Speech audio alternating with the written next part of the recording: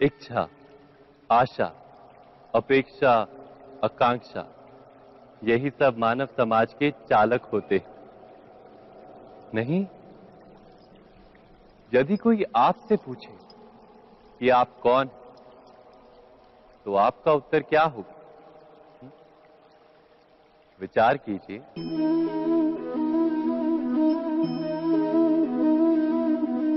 आप तुरंत ही ये जान पाएंगे कि आपकी इच्छाएं ही आपके जीवन की व्याख्या है। कुछ पाने से मिली सफलता, कुछ ना पाने से मिली निष्फलता ही आपका परिचय।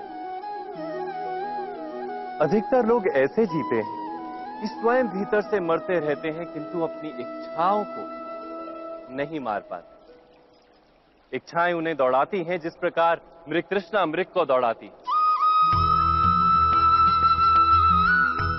परंतु इन्हीं इच्छाओं के गर्भ में ही ज्ञान का प्रकाश भी।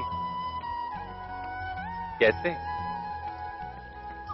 जब इच्छाएं अपूर्ण रहती और टूटती, तब वहीं से ज्ञान की किरण प्रवेश करती है मनुष्य के हृदय।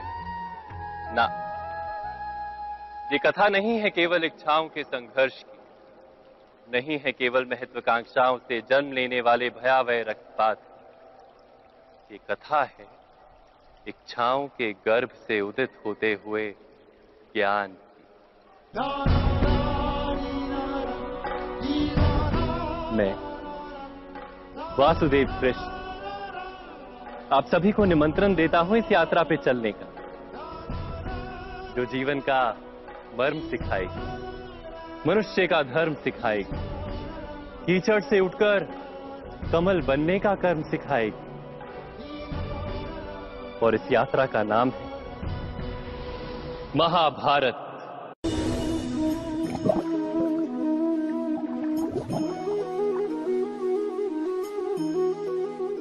इस संसार में आने वाला प्रत्येक बालक संपूर्णतः संस्कार रहित होता है। उसके अंतर पर ना किसी अच्छे संस्कार के चिन्ह अंकित होते हैं, ना ही बुरे संस्कार के। अर्थात जन्म से बालक में ना कोई गुण होता है और ना ही कोई दोष। तो ये दोष अथवा गुण किस प्रकार प्राप्त होते हैं? क्या हमने कभी विचार किया है? जो बात माता पिता के मुख से निरंतर सुनी जाती है, वही बात उनकी संतानों के हृदय का संस्कार बनती है। जैसे किसी गांव में नदी तट तक एक पगडंडी बन जाती है केवल उस मार्ग पर बार बार चलने के कारण। अर्थात माता पिता के हृदय की इच्छाएं उनकी संतानों के हृदय का दोष अथवा गुण बनकर जन्म लेती हैं। क्या ये सत्य नहीं?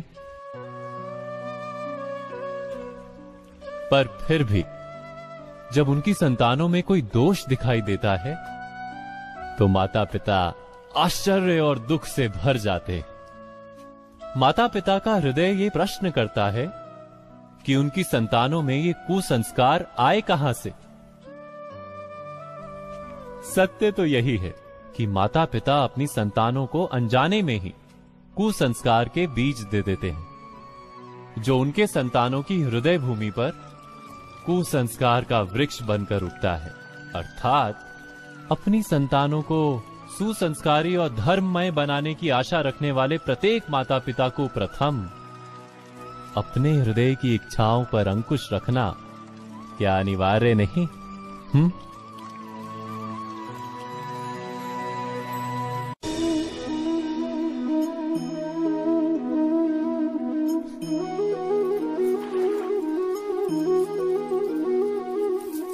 पिता सदा ही अपने संतान के सुख की कामना करते हैं, उनके भविष्य की चिंता करते रहते हैं। इसी कारणवश सदा ही अपने संतानों के भविष्य का मार्ग स्वयं निश्चित करने का प्रयत्न करते रहते हैं। जिस मार्ग पर पिता स्वयं चला है, जिस मार्ग के कंकर पत्थर को स्वयं देखा है, मार्ग की छाया, मार्ग की धूप को स्वयं जाना है, उसी मार्ग पर उसका पुत्र भी चले, यही इच्छा रहती है हर पिता की। निस्संदेह उत्तम भावना है ये। किंतु 3 प्रश्नों के ऊपर विचार करना हम भूल ही जाते हैं। कौन से प्रश्न? प्रथम प्रश्न, क्या समय के साथ प्रत्येक मार्ग बदल नहीं जाते? क्या समय सदा ही नई चुनौतियों को लेकर नहीं आता? तो फिर बीते हुए समय के अनुभव नई पीढ़ी को किस प्रकार लाभ दे सकते हैं? दूसरा प्रश्न, क्या प्रत्येक संतान अपने माता पिता की छवि होता है? हाँ, संतानों को संस्कार तो अवश्य माता पिता देते हैं, किंतु भीतर की क्षमता तो ईश्वर देते हैं। तो जिस मार्ग पर पिता को सफलता मिली है, विश्वास है कि उसी मार्ग पर उसकी संतानों को भी सफलता और सुख प्राप्त होगा। तीसरा प्रश्न, क्या जीवन के संघर्ष और चुनौतियां लाभकारी नहीं होती? क्या प्रत्येक नया प्रश्न एक नए उत्तर का द्वार नहीं खोलता? तो फिर संतानों को नए नए प्रश्नों, संघर्षों और चुनौतियों से दूर रखना, ये उनके लिए लाभ करना कहलाएगा या हानि पहुंचाना? अर्थात जिस प्रकार संतान के भविष्य का निर्माण करने के बदले उसके चरित्र का निर्माण करना श्रेष्ठ है, वैसे ही संतानों के जीवन का मार्ग निश्चित करने के बदले उन्हें नए संघर्षों के साथ जूझने के लिए मनोबल व ज्ञान देना अधिक लाभदायक नहीं होगा? स्वयं विचार कीजिए।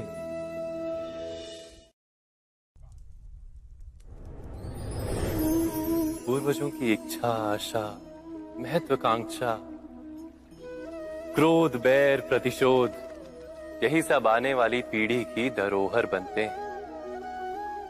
माता पिता अपनी संतानों को देना तो चाहते हैं समस्त विश्व का सुख, पर देते हैं अपनी पीड़ाओं की संपत्ति। देना चाहते हैं अमृत, पर साथ ही साथ विष का घड़ा भी भर देते हैं। आप विचार कीजिए, आपने अपनी संतानों को क्या दिया आज तक? अवश्य प्रेम, ज्ञान, संपत्ति आदि दिए, पर क्या साथ ही साथ उनके मन को मैल से भर देने वाले पूर्व ग्रह नहीं दिए? अच्छे बुरे की पूर्व निर्धारित व्याख्याएं नहीं दी? व्यक्ति का व्यक्ति के साथ, समाजों का समाजों के साथ, राष्ट्र का राष्ट्र के साथ संघर्ष क्या इन्हीं पूर्व ग्रहों से निर्मित नहीं होते? हत्या, मृत्यु, रक्तपात क्या इन्हीं पूर्व ग्रहों से नहीं जन्मते? अर्थात माता पिता अपनी संतानों को जन्म के साथ मृत्यु का दान भी देते हैं। प्रेम के प्रकाश के साथ साथ घृणा का अंधकार भी देते हैं, और अंधकार मन का, हृदय का हो या वास्तविक हो, उससे केवल भय प्राप्त होता है, केवल भय। स्वयं विचार कीजिए।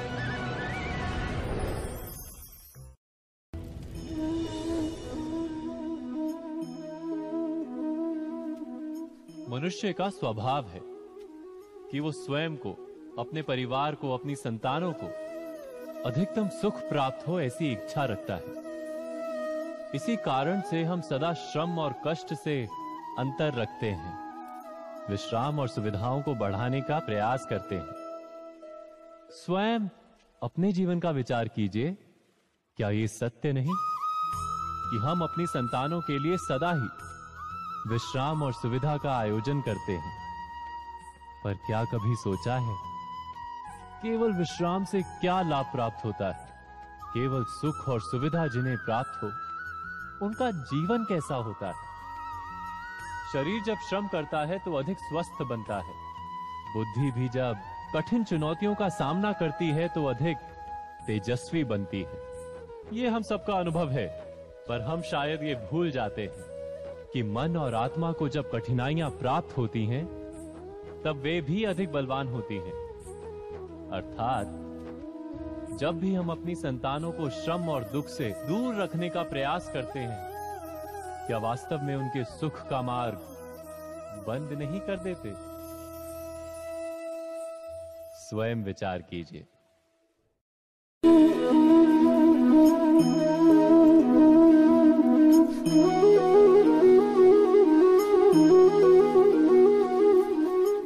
संतानों के भविष्य को सुख से भरने का प्रयत्न करना, यही हर माता पिता का प्रथम कर्तव्य होता है, जिन्हें आप इस संसार में लाएं और जिनके कर्मों से ये जगत आपका भी परिचय पाएगा भविष्य में। उनके भविष्य के सुख की योजना करने से अधिक महत्व और हो भी क्या सकता है। किंतु सुख और सुरक्षा, क्या ये मनुष्य के कर्मों से प्राप्त नहीं होते?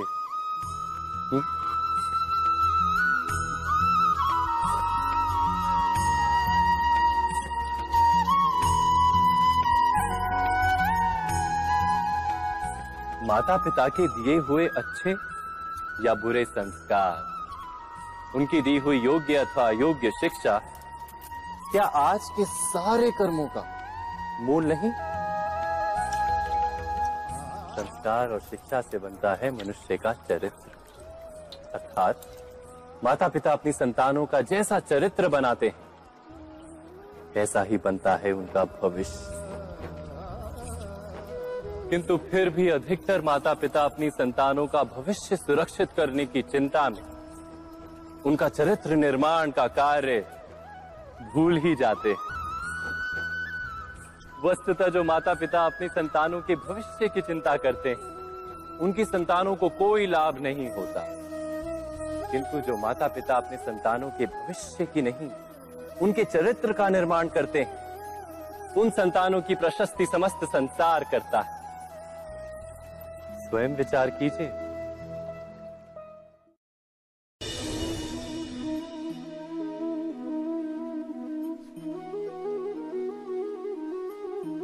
एक ही गुरु के पास शिक्षा प्राप्त करने वाले सारे शिष्य एक समान विद्या प्राप्त नहीं कर पाते। सारे शिष्य गुरु की बातें सुनते हुए अवश्य दिखाई देते हैं, उनकी पूजा करते हुए दिखाई देते हैं, किंतु एक समान विद्या प्राप्त नहीं कर पाते। क्या कभी विचार किया है ऐसा क्यों होता है? सत्य तो यह है कि विद्या प्राप्त ना कर पाने वाले शिष्य समर्पण का दिखावा तो करते हैं, किंतु समर्पण का वास्तविक अर्थ नहीं समझ पाते। गुरु के चरणों में फूल चढ़ाने से अथवा गुरु का आदेश मानने मात्र से क्या समर्पण सिद्ध होता है? नहीं। समर्पण का वास्तविक अर्थ है जब गुरु के प्रति मन में कोई संदेह ना रहे, गुरु के मुख से आदेश निकले उससे पूर्व शिष्य उस कार्य को पूरा कर दे। गुरु के विचारों के साथ शिष्य के विचार एक हो जाए। शिष्य जब तक अपने गुरु में ब्रह्मा विष्णु महेश इनके रूप ना देख ले, तब तक उसका समर्पण सत्य नहीं। वास्तव में समर्पण किसी कार्य का नाम नहीं, समर्पण तो हृदय की भावना और मन की स्थिति का नाम है। अर्थात हमारे अज्ञान में क्या दोष केवल हमारे मन का नहीं? स्वयं विचार कीजिए।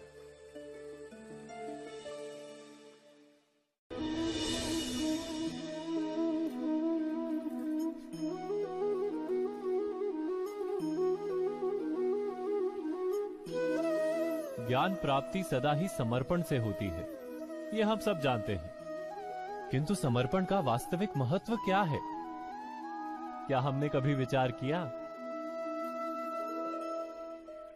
मनुष्य का मन सदा ही ज्ञान प्राप्ति में विभिन्न बाधाओं को उत्पन्न करता है। कभी किसी अन्य विद्यार्थी से ईर्ष्या हो जाती है, कभी पढ़ाए हुए पाठों पर संदेह जन्मता है और कभी गुरु द्वारा दिया गया दंड मन को अहंकार से भर देता है। नहीं, क्या ऐसा नहीं होता? न जाने कैसे कैसे विचार मन को भटकाते हैं और मन की इसी अयोग्य स्थिति के कारण हम ज्ञान प्राप्त नहीं कर पाते। मन की योग्य स्थिति केवल समर्पण से निर्मित होती है। समर्पण मनुष्य के अहंकार का नाश करता है, ईर्ष्या, महत्वाकांक्षा आदि भावनाओं को दूर कर हृदय को शांत करता है और मन को एकाग्र करता है। वास्तव में ईश्वर की सृष्टि में ना ज्ञान की मर्यादा है ना ज्ञानियों की। गुरु दत्तात्रेय ने तो गाय और श्वान से भी ज्ञान प्राप्त कर लिया था। अर्थात विषय ब्रह्म ज्ञान का हो या जीवन के ज्ञान का या गुरुकुल में प्राप्त होने वाले ज्ञान का, उसकी प्राप्ति के लिए गुरु से अधिक महत्व है उस गुरु के प्रति हमारा समर्पण। क्या ये सत्य नहीं? स्वयं विचार कीजिए।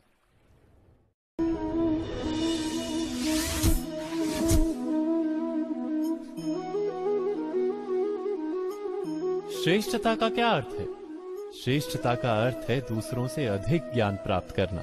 अर्थात मूल्य इस बात का नहीं कि स्वयं कितना ज्ञान प्राप्त किया, मूल्य इस बात का है कि प्राप्त किया हुआ ज्ञान अन्य लोगों से कितना अधिक है। अर्थात श्रेष्ठता की इच्छा ज्ञान प्राप्ति को भी एक स्पर्धा बना देती है। और स्पर्धा में विजय अंतिम कब होती है?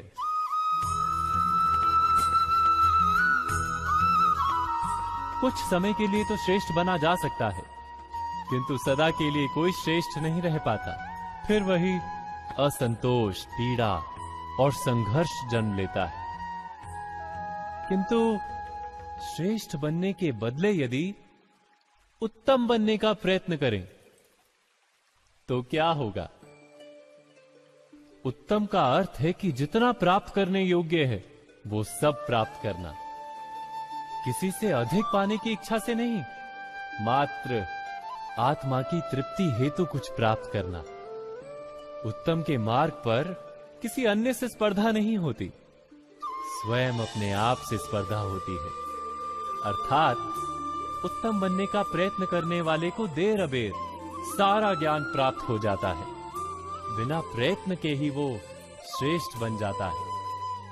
किंतु जो श्रेष्ठ बनने का प्रयत्न करता है वो श्रेष्ठ बने या ना बने, उत्तम कभी नहीं बन पाता।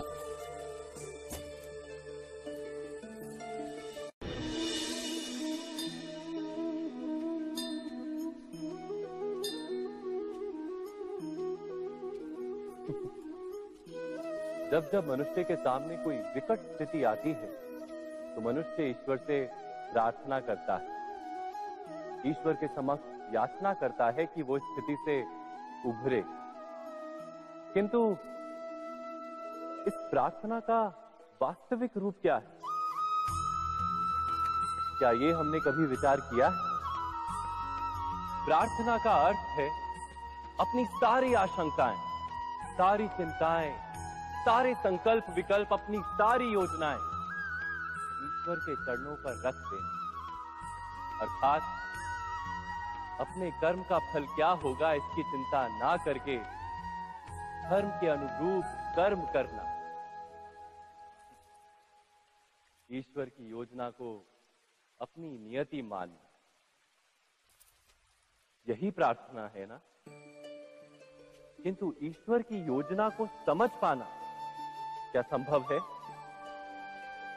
वो योजना तो हमारे कार्यों के परिणाम के रूप में प्रकट होती है सदा ही, किंतु यदि कोई कर्मों का ही त्याग कर दे, क्या वो प्रार्थना है? वास्तव में कर्म ही जीवन और फल के प्रति मोह ना रखना ही सच्ची प्रार्थना। जो प्रार्थना कर्म में बाधा बन जाए, मनुष्य को कार्य ही ना करने दे, वो प्रार्थना है या पराजय? स्वयं विचार कीजिए।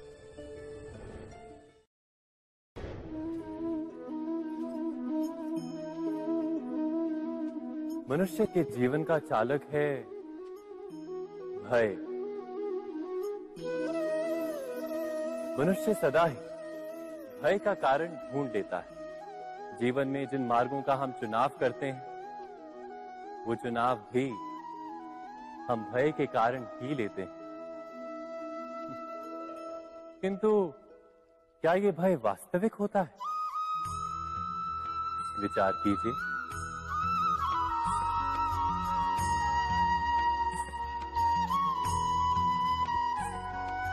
भय का अर्थ है आने वाले समय में विपत्ति की कल्पना।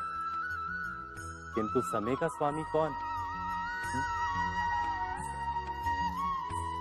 ना तो हम समय के स्वामी हैं, ना हमारे शत्रु या प्रतिस्पर्धी। समय तो ईश्वर के अधीन चलता है।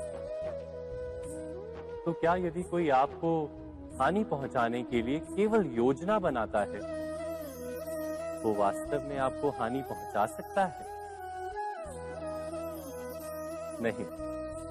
किंतु भय से भरा हुआ हृदय हमें अधिक हानि पहुंचाता है। क्या ये सत्य नहीं?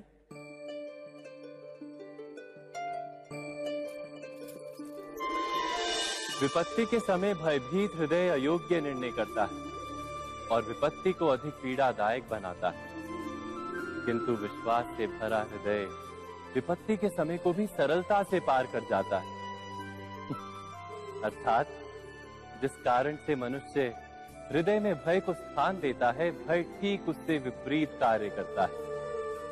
क्या ये सत्य नहीं? स्वयं विचार कीजिए।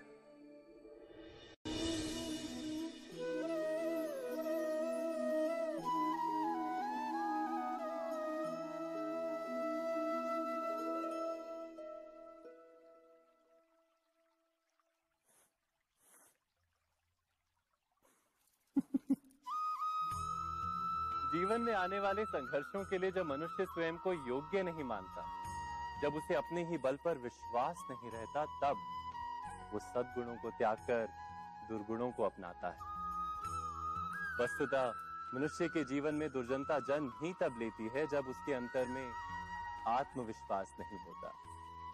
आत्मविश्वास ही अच्छाई को धारण करता है। ये आत्मविश्वास है क्या?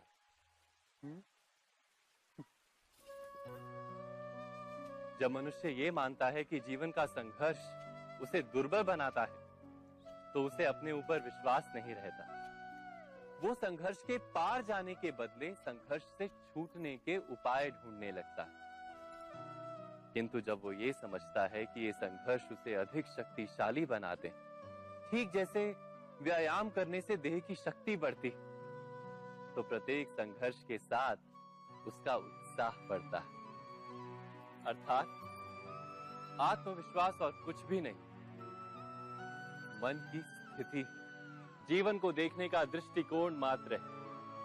और जीवन का दृष्टिकोण तो मनुष्य के अपने वश में होता है। स्वयं विचार कीजिए।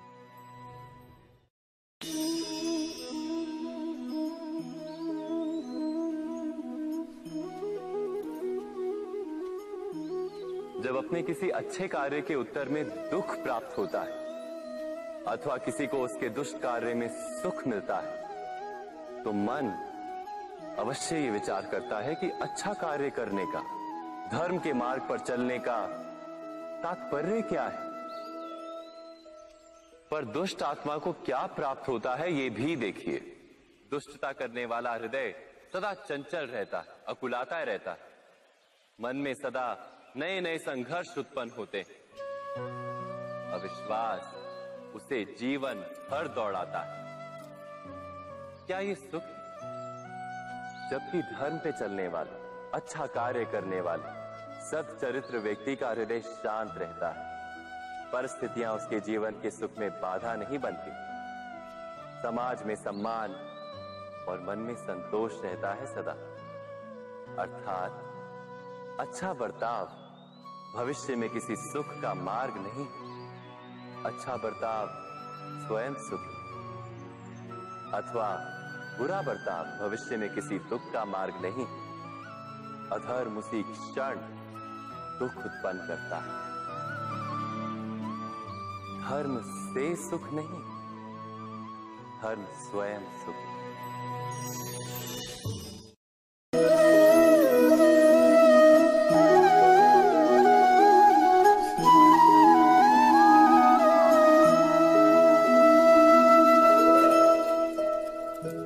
जब जब किसी व्यक्ति को किसी घटना में अन्याय का अनुभव होता है तो वो घटना उसके अंतर को झकझोर देती है। समस्त जगत उसे अपना शत्रु प्रतीत होता है। अन्याय लगने वाली घटना जितनी बड़ी होती है, मनुष्य का हृदय भी उतना ही अधिक विरोध करता है। उस घटना के उत्तर में वो न्याय मांगता है, और ये योग्य भी है। वास्तव में समाज में किसी भी प्रकार का अन्याय व्यक्ति की आस्था और विश्वास का नाश है। किंतु ये न्याय क्या है? न्याय का अर्थ क्या है?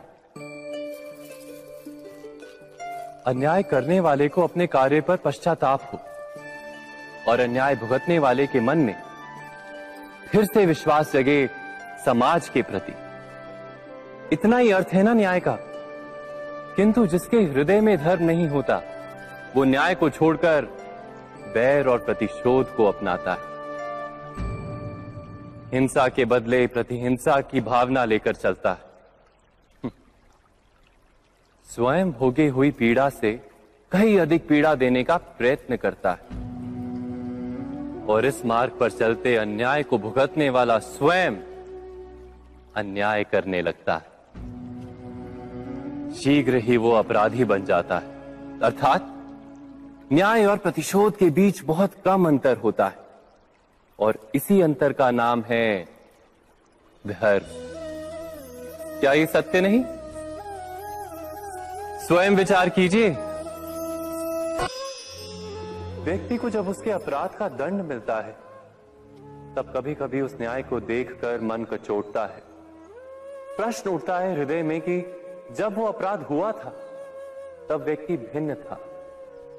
उसके पश्चात उसने इतने पश्चाताप किए, स्वयं में इतना परिवर्तन किया, फिर उसे दंड क्यों मिले?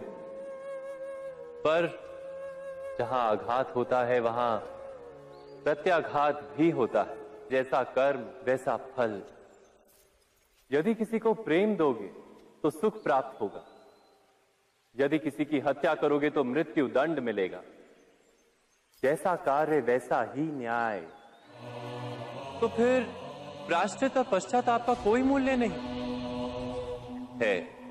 अवश्य है मूल्य। प्रायश्चित और पश्चाताप मनुष्य की आत्मा को बलवान करता है। आने वाले दंड को स्वीकार करने के लिए मनुष्य को तैयार करता है। अर्थात बिना प्रायश्चित के दंड स्वीकार करने का कोई मूल्य है? स्वयं विचार कीजिए। मनुष्य के हृदय में भय का साम्राज्य रहता है सदा। कभी संपत्ति के नाश का भय, कभी अपमान का भय, कभी अपनों से छूट जाने का भय। इसीलिए भय का होना सबको स्वाभाविक ही लगता है। क्या कभी विचार किया है, जो स्थिति अथवा वस्तु भय को जन्म देती है, क्या वहीं से वास्तव में दुख आता है? नहीं, ऐसा तो कोई नियम नहीं। और सबका अनुभव तो ये बताता है कि भय धारण करने से भविष्य के दुख का निवारण नहीं होता। भय केवल आने वाले दुख की कल्पना मात्र ही है। वास्तविकता से इसका कोई संबंध नहीं है। तो क्या ये जानते हुए भी कि भय कुछ और नहीं, केवल कल्पना मात्र ही है, इससे मुक्त होकर निर्भय बन पाना क्या बहुत कठिन है? अवश्य विचार कीजिएगा।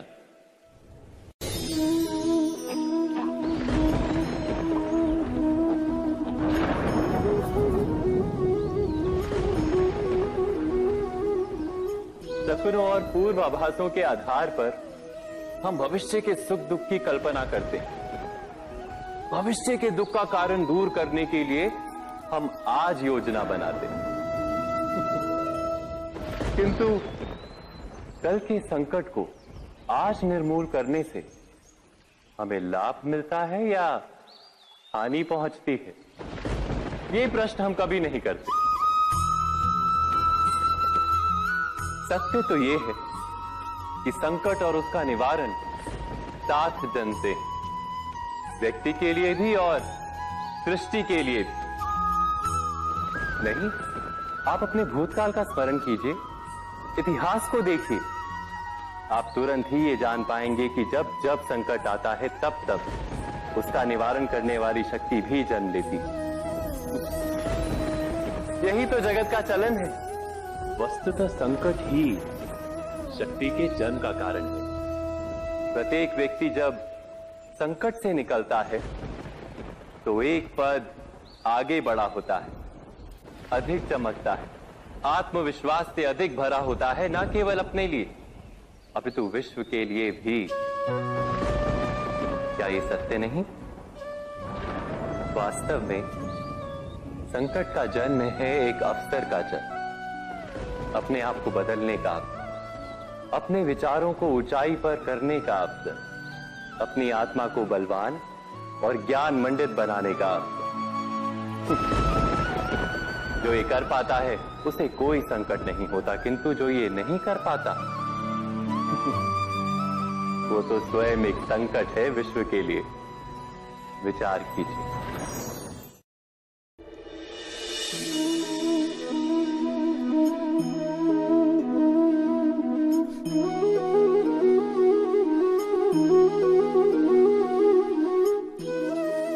जीवन का हर क्षण निर्णय का क्षण होता है। प्रत्येक पद पर दूसरे पद के विषय में कोई निर्णय करना ही पड़ता है, और निर्णय अपना प्रभाव छोड़ जाता है।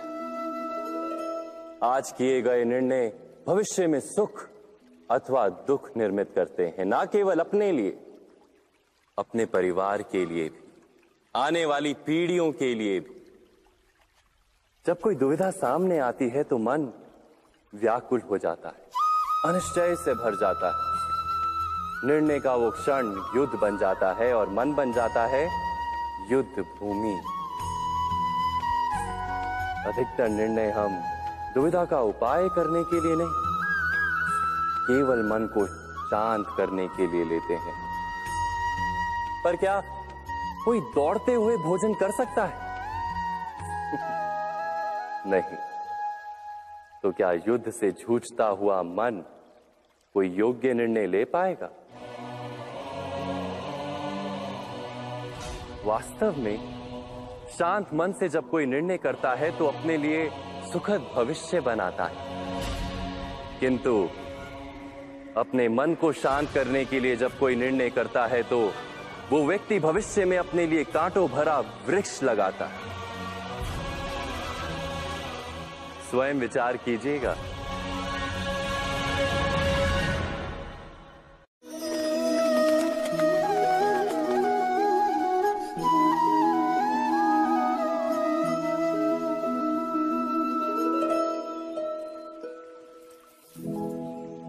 निर्णय के क्षण में हम सदा ही किसी अन्य के सुझाव, सूचना, मंत्रणा या परामर्श को आधार बनाते हैं, और हमारे भविष्य का आधार हमारे आज लिए गए निर्णय के ऊपर होता है। तो क्या हमारा भविष्य किसी अन्य के परामर्श, किसी अन्य के सुझाव का फल है? क्या हमारा संपूर्ण जीवन किसी अन्य की बुद्धि का परिणाम? क्या हमने कभी विचार किया है? सबका अनुभव है कि भिन्न भिन्न लोग एक ही स्थिति में भिन्न भिन्न परामर्श देते हैं। मंदिर में खड़ा भक्त कहता है कि दान करना चाहिए, और चोर कहता है यदि अवसर मिले तो इस मूर्ति के श्रृंगार चुरा। धर्म से भरा हृदय धर्ममय सुझाव देता है, और अधर्म से भरा हृदय अधर्म का परामर्श देता है। धर्ममय सुझाव का स्वीकार ही मनुष्य को सुख की ओर ले जाता है, किंतु ऐसे परामर्श का स्वीकार करना तभी संभव होता है जब हृदय में धर्म हो। अर्थात किसी का सुझाव अथवा परामर्श स्वीकार करने से पूर्व स्वयं अपने हृदय में धर्म को स्थापित करना क्या आवश्यक नहीं? स्वयं विचार कीजिए।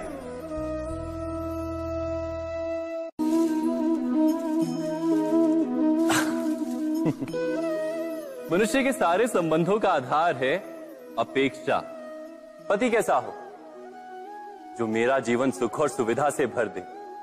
पत्नी कैसी हो जो सदैव मेरे प्रति समर्पित रहे? संतान कैसी हो जो मेरी सेवा करे, मेरा आदेश माने?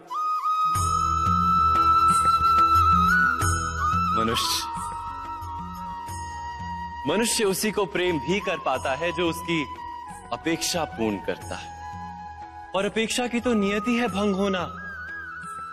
कैसे?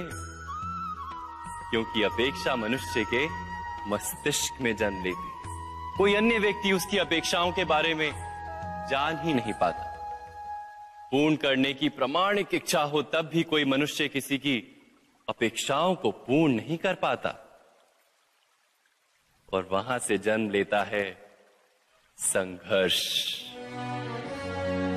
सारे संबंध संघर्ष में परिवर्तित हो जाते। पर मनुष्य अपेक्षा को संबंध का आधार ना बनाए और स्वीकार करे केवल संबंध का आधार, तो क्या ये जीवन स्वयमेव सुख और शांति से नहीं भर जाएगा? स्वयं विचार कीजिएगा।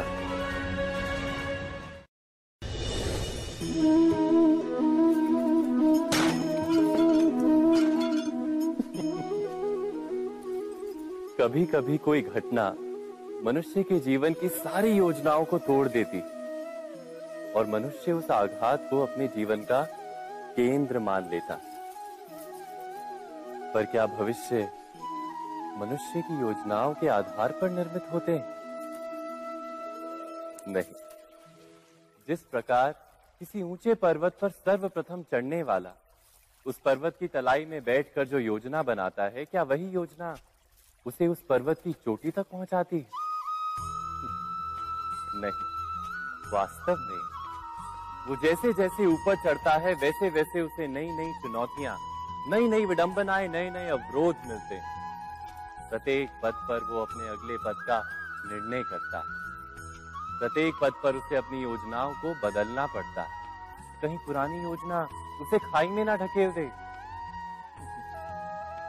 वो पर्वत को अपने योग्य नहीं बना पाता, केवल स्वयं को पर्वत के योग्य बना सकता है। क्या जीवन के साथ भी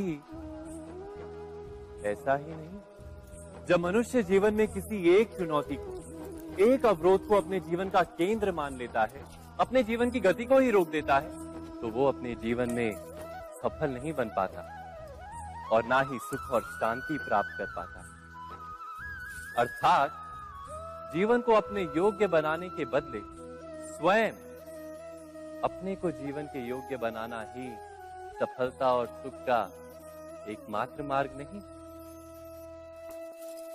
स्वयं विचार कीजिए।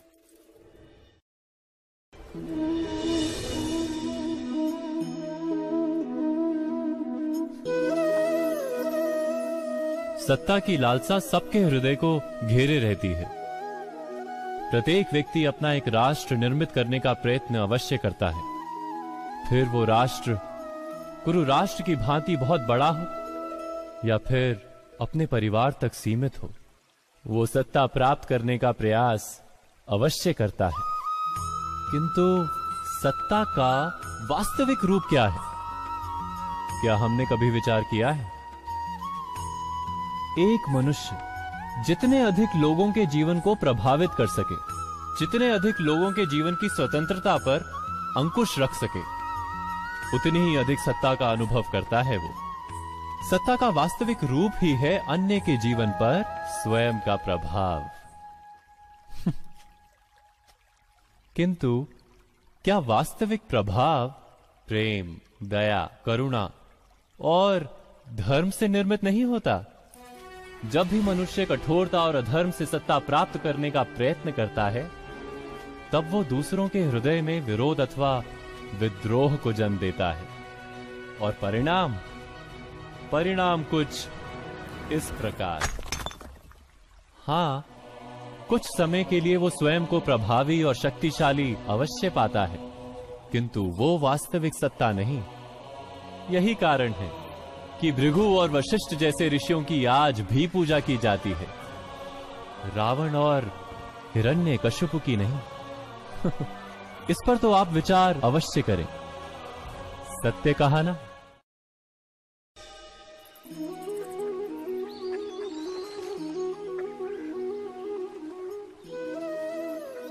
समय के आरंभ से ही मनुष्य को एक प्रश्न सदा पीड़ा देता है कि वो अपने संबंधों में अधिकतम सुख और कम से कम दुख किस प्रकार प्राप्त कर सकता है। क्या आपके सारे संबंधों ने आपको संपूर्ण संतोष दिया है? विचार कीजिए। हमारा जीवन संबंधों पर आधारित है, हमारी सुरक्षा संबंधों पर आधारित है। इसी कारण हमारे जीवन के सारे सुखों का आधार भी संबंध है। किंतु फिर भी हमें संबंधों में ही अधिकतर दुख क्यों प्राप्त होते हैं? सदा ही संघर्ष भी संबंधों से ही उत्पन्न क्यों हो जाते हैं? कभी विचार किया है? जब कोई व्यक्ति किसी अन्य व्यक्ति के विचार अथवा कार्य को स्वीकार नहीं करता, उसमें परिवर्तन करने का प्रयत्न करता है, तो संघर्ष जन्म लेता है। अर्थात जितना अधिक अस्वीकार उतना ही अधिक संघर्ष, और जितना अधिक स्वीकार उतना ही अधिक सुख। क्या ये वास्तविकता नहीं? यदि मनुष्य स्वयं अपनी अपेक्षाओं पर अंकुश रखे, अपने विचारों को परखे, किसी अन्य व्यक्ति में परिवर्तन करने का प्रयत्न ना कर स्वयं अपने भीतर परिवर्तन करने का प्रयास करे, तो क्या संबंधों में संतोष प्राप्त करना इतना कठिन? अर्थात क्या स्वीकार ही संबंध का वास्तविक अर्थ नहीं? स्वयं विचार कीजिए। दो व्यक्ति जब निकट आते हैं तो एक दूसरे के लिए सीमाएं और मर्यादाएं निर्मित करने का प्रयत्न अवश्य करते हैं। हम यदि सारे संबंधों पर विचार करें तो देखेंगे कि इन सारे संबंधों का आधार यही सीमाएं हैं जो हम दूसरों के लिए निर्मित करते हैं। और यदि अनजाने में भी कोई अन्य व्यक्ति इन सीमाओं को तोड़ता है तो उसी क्षण हमारा हृदय क्रोध से भर जाता है। इन सीमाओं का वास्तविक रूप क्या है? क्या हमने कभी विचार किया? सीमाओं के द्वारा हम दूसरे व्यक्ति को निर्णय करने की अनुमति नहीं देते, अपना निर्णय उस व्यक्ति पर थोपते हैं, अर्थात किसी की स्वतंत्रता का अस्वीकार करते हैं हम। और जब स्वतंत्रता का अस्वीकार किया जाता है तो उसका हृदय दुख से भर जाता है, और जब वो सीमाओं को तोड़ता है तो हमारा हृदय क्रोध से भर जाता है। क्या ऐसा नहीं होता?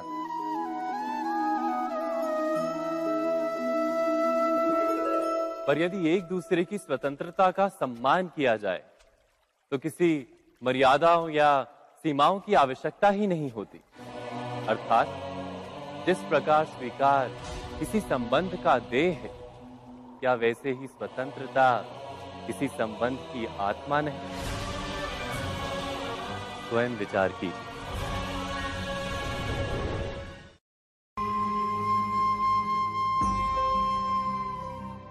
प्रत्येक मनुष्य के जीवन में ऐसा क्षण अवश्य आता है जब सारे स्वप्न, सारी आशाएं, सारे दृश्य ध्वस्त हो जाते हैं। जीवन के सारे आयोजन ही बिखर जाते हैं। एक और धर्म होता है और दूसरी ओर सुख। इसी को धर्म संकट कहते हैं। जब धर्म का वहन ही संकट हो और धर्म का त्याग ही सुख हो। विचार कीजिए, कभी किसी स्वजन के विरुद्ध सत्य बोलने का अवसर प्राप्त हो जाता है, कभी ठीक दरिद्रता के समय सरलता से चोरी करने का मार्ग प्राप्त हो जाता है, कभी किसी शक्तिशाली राजनेता या राजा के कर्मचारी का अधर्म प्रकट हो जाता है। सबके जीवन में ऐसी घटना बनती ही रहती है। अधिकतर लोग ऐसे किसी क्षण को धर्म संकट के रूप में जान ही नहीं पाते। हमें किसी प्रकार के संघर्ष का अनुभव ही नहीं होता। सहजता से सुख की ओर खींचे चले जाते हैं, जैसे मक्खी गुड़ की ओर खींची चली जाती। वास्तव में धर्म संकट का क्षण ईश्वर के निकट जाने का क्षण होता है। यदि हम संघर्षों से भयभीत ना हो, सुख की ओर आकर्षित ना हो, अपने धर्म पर दृढ़ रहे, तो ईश्वर का साक्षात्कार दूर नहीं।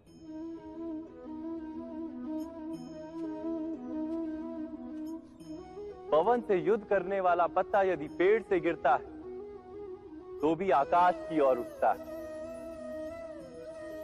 पवन से झुकने वाली घास वहीं भूमि पर रह जाती है। अर्थात धर्म संकट से यदि हम संकट को ही टाल दें तो सुख तो मिलता है, जीवन बढ़ता है, किंतु क्या चरित्र नहीं टूटता? क्या आत्मा दरिद्र नहीं हो जाती? क्या ईश्वर से अंतर नहीं हो जाता? स्वयं विचार कीजिए। जब भी किसी की आशा और इच्छा भंग होती है तो उसका हृदय क्रोध से भर जाता है। जिस व्यक्ति को वो अपना अपराधी समझता है उसे दंड देने का प्रयत्न करता है। पर क्या हमारी इच्छा या आशा का भंग होना क्या सदा ही किसी का अपराध होता है? इच्छाओं के अपूर्ण रहने के तो कई कारण हो सकते हैं। कुछ तो संजोग के कारण अधूरी रह जाती हैं और कुछ नियति के कारण। और कभी कभी इच्छाओं का स्वरूप ही ऐसा होता है कि वो पूर्ण नहीं हो पाती। बिना परिस्थिति पर विचार किए किसी को अपराधी मान लेना न्याय नहीं, प्रतिशोध है। न्याय का आधार तो दया है, करुणा है, और प्रतिशोध का आधार क्रोध, अहंकार। अर्थात हृदय में करुणा धारण किए बिना किसी के अपराध के विषय में विचार करना, किसी को दंड देना, क्या अपने आप में ही अन्याय नहीं? स्वयं विचार कीजिए।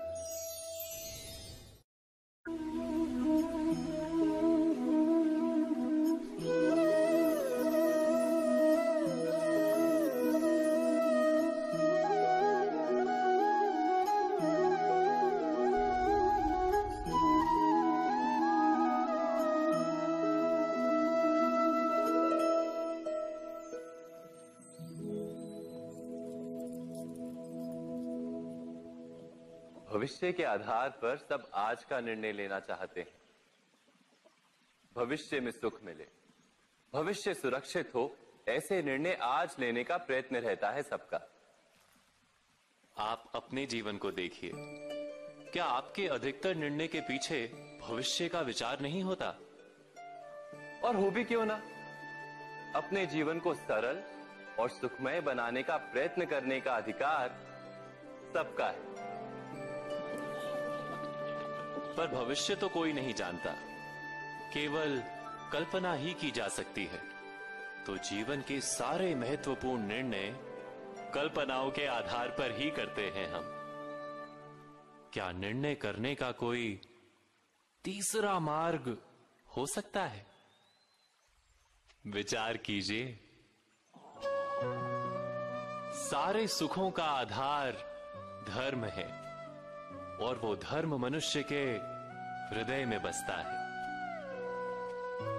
तो प्रत्येक निर्णय से पूर्व स्वयं अपने हृदय से ये प्रश्न अवश्य पूछ लेना कि ये निर्णय स्वार्थ से जन्मा है या धर्म से। क्या इतना पर्याप्त नहीं? भविष्य के बदले धर्म का विचार करने से क्या भविष्य अधिक सुखपूर्ण नहीं होगा? स्वयं विचार कीजिए।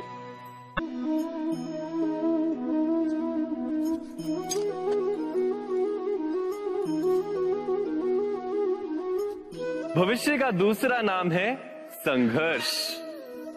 हृदय में आज इच्छा होती है और यदि पूर्ण नहीं हो पाती तो हृदय भविष्य की योजना बनाता है। भविष्य में इच्छा पूर्ण होगी ऐसी कल्पना करता रहता है, किंतु जीवन ना तो भविष्य में है ना अतीत में। जीवन तो इस क्षण का नाम है, अर्थात इस क्षण का अनुभव ही जीवन का अनुभव। पर हम ये जानते हुए भी इतना सा सत्य समझ नहीं पाते। या तो हम बीते हुए समय के स्मरणों को घेर कर बैठे रहते, या फिर आने वाले समय के लिए हम योजनाएं बनाते रहते हैं और जीवन जीवन बीत जाता है। एक सत्य यदि हम हृदय में उतार लें कि ना हम भविष्य देख सकते हैं, ना ही भविष्य निर्मित कर सकते हैं, हम तो केवल धैर्य और साहस के साथ भविष्य को आलिंगन दे सकते हैं, स्वागत कर सकते हैं भविष्य का। तो क्या जीवन का हर पल जीवन से नहीं भर जाएगा? स्वयं विचार कीजिए।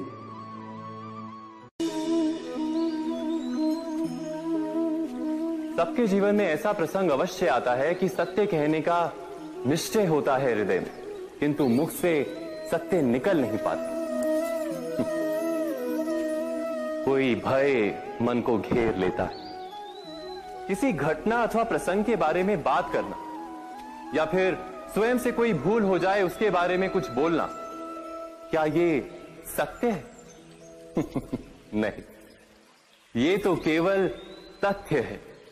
अर्थात जैसा हुआ था वैसा केवल बोल देना सामान्य सी बात। किंतु कभी कभी उस तथ्य को बोलते हुए भी भय लगता है। कदाचित किसी दूसरे की भावनाओं का विचार आता है मन, दूसरे को दुख होगा ये भय भी शब्दों को रोकता है। तो ये सत्य क्या है? क्या हमने कभी विचार किया है? जब भय रहते हुए भी कोई तथ्य बोलता है तो वो सत्य कहलाता है। वास्तव में सत्य कुछ और नहीं, केवल निर्भयता का दूसरा नाम है। और निर्भय होने का कोई समय नहीं होता, क्योंकि निर्भयता आत्मा का स्वभाव है। अर्थात क्या प्रत्येक क्षण सत्य बोलने का क्षण नहीं होता?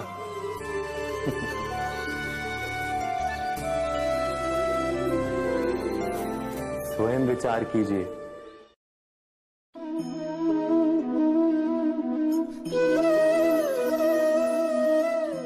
परंपरा में धर्म बसता है और परंपराएं ही धर्म को संभालने का कार्य करती हैं, ये सत्य है। पर क्या केवल परंपरा ही धर्म है? विचार कीजिए। सत्य तो यह है कि जिस प्रकार पाषाण में शिल्प होता है, उसी प्रकार परंपरा में धर्म होता है। इस पत्थर में शिल्प है, ये पत्थर शिल्प नहीं। शिल्प को उजागर करने के लिए उसे तोड़ना पड़ता है, अनावश्यक भागों को दूर करना पड़ता है। ठीक उसी प्रकार परंपराओं में धर्म ढूंढना पड़ता है। जिस प्रकार इंद्र पूजा की परंपरा को तोड़कर गोवर्धन पूजा का धर्म ना ढूंढा जाता, तो यादवों को उनकी मुक्ति का मार्ग नहीं मिल पाता। अर्थात परंपरा को पूर्णता छोड़ देने वाला धर्म से वंचित रह जाता है, और परंपरा का अंध अनुकरण करने वाला भी धर्म को प्राप्त नहीं कर पाता। कहते हैं हंस के पास नीर क्षीर विवेक होता है। दूध में मिले पानी को छोड़कर केवल दूध ही ग्रहण करता है। तो क्या सच्चा धर्म प्राप्त करने के लिए हृदय में ज्ञान से जन्मा विवेक आवश्यक है? और ऐसे विवेक के बिना जिसे धर्म मान भी लिया जाए, जो वास्तव में धर्म ना भी हो, ऐसा भी तो हो सकता है।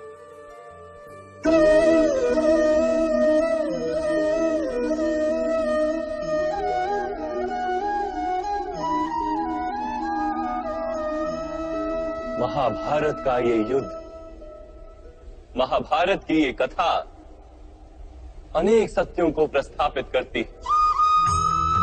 महानतम सत्य ये कि अलगपन और भिन्नता ही अधर्म का मूल है और एकात्मता ही धर्म का आधार है। कैसे?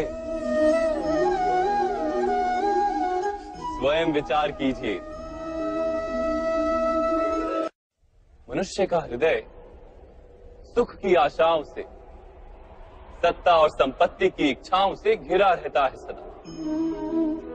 किंतु सामान्य रूप से मनुष्य अपने माता पिता, संतानों, भाई बहन या पत्नी के साथ उचित व्यवहार ही करता है, कोई अन्याय नहीं करता। वो सुख और संपत्ति को समान भागों में बांटकर भोगता है, क्योंकि वो ये जानता है कि उसके सुख का आधार है उसका परिवार, उसके सुख का कारण है उसका परिवार। मनुष्य ये भी जानता है कि उसका सुख समाज से आता है, किंतु वो समाज के साथ अन्याय कर लेता है, समाज का शोषण कर लेता है, क्योंकि वो समाज को अपने सुख का कारण नहीं मानता, वो समाज को अपने सुख का साधन मानता है। भेद है तो कारण और साधन में। मनुष्य को जब ये बोध हो जाता है कि सारा संसार परमात्मा का ही रूप है, प्रत्येक जीव परमात्मा का ही अंश है, अर्थात कोई पराया नहीं, सब अपने, ये सारा संसार अपना ही है, अपना ही परिवार है, तो क्रोध का कोई कारण ही नहीं रह जाता। सारे संघर्ष, सारा वैर, सारा प्रतिशोध नष्ट हो जाता है। अंतर में परमात्मा और संसार में एकात्मता, यही धर्म का मूल सिद्धांत है। महाभारत की ये यात्रा क्रोध से बोध की यात्रा है, भिन्नता से एकात्मता की यात्रा है। भूमि पर वास करने वाली प्रजा जब तक इस महाभारत की कथा को अपने स्मरणों में जीवित रखेगी, तब तक ऐसा विध्वंस पुनः नहीं होगा। कोई भी शक्ति इसकी महत्ता का वस्त्र हरण नहीं कर पाएगी। इस यात्रा में मेरे साथ प्रवास करने वालों को मैं अभिनंदन देता हूं। उनके हृदय में धर्म का बीज स्थापित, कल्याण, संसार का कल्याण। ओम सहना भवतु। ईश्वर हमारा रक्षण करे। सहनो भुनक्तु। हम सब मिलकर सुख भोगे। सहवीर्यम करवावहे। एक दूसरे के लिए प्रयास करें। तेजस्विनावधितमस्तु। हम सबका जीवन तेज से भर जाए। मां विद्विषावहे। परस्पर कोई द्वेष या ईर्ष्या ना हो। ओम शांति शांति शांति।